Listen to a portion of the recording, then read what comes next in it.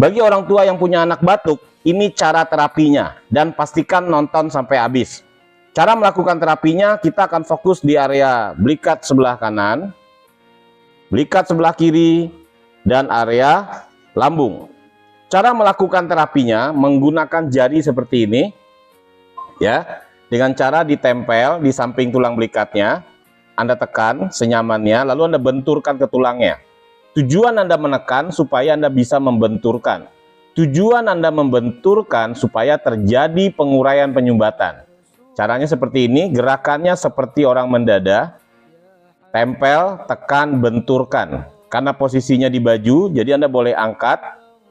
Tempel, tekan, lalu Anda benturkan. Tempel, tekan, lalu Anda benturkan. Bagi sahabat